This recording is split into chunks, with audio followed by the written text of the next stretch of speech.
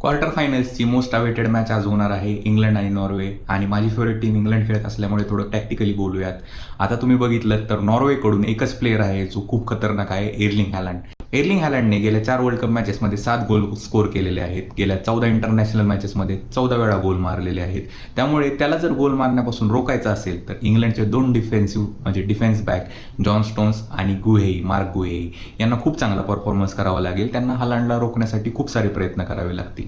त्यासोबतच एर्लिंग हॅलंड कमी टचेस घेतो आणि जास्त गोल स्कोर करतो. आणि ज्याला टचेस पास करतो तो मार्टिन ओडेगार्ड मिडफील्डमध्ये खेळतो नॉर्वेच्या. जर त्याचे लाईन ब्रेकिंग पासेस जर त्यांनी तोडले, जे की तोडू शकतात डेक्लन राईस आणि इलियॉट अँडरसन इंग्लंडकडून, तर इंग्लंडला त्याच्यापर्यंत बॉल जाण्यापासून रोखता येऊ शकतो आणि ते चान्सेस कमी क्रिएट करता येऊ शकतात. मे बी थॉमस टुकेलकडून ही अपेक्षा मी व्यक्त करतो की ते ह्या टेक्टिकल डिसिजन घेईल आणि ह्या पद्धतीने इंग्लंड नॉर्वेला रोखण्यात यश मिळवू शकतील असं वाटतंय. बट त्यापूर्वीची गोष्ट केली तर नॉर्वे 1998 नंतर पहिल्यांदाच वर्ल्ड कपसाठी क्वालिफाय केलं आणि आता त्यांनी क्वार्टर फायनलपर्यंत मजल मारली आहे. त्यामुळे त्यांनी त्यांच्या प्रसिद्धीपेक्षा खूप चांगली कामगिरी केली आहे. आणि समोरच आहे इंग्लंड, ज्यांनी मेक्सिको समोर खूप चांगली जिद्द दर्ज करून, त्यांच्याकडे खूप चांगला स्क्वॉड आहे, त्यांचा पाथ पण थोडासा अवघड होता, तो क्लिअर करून इथपर्यंत आली आहे. त्यामुळे दोन्ही टीम डिझर्व करतात. थोडंसं आर्स आहेत की दोन्ही एकमेकांच्या समोर आलेले आहेत.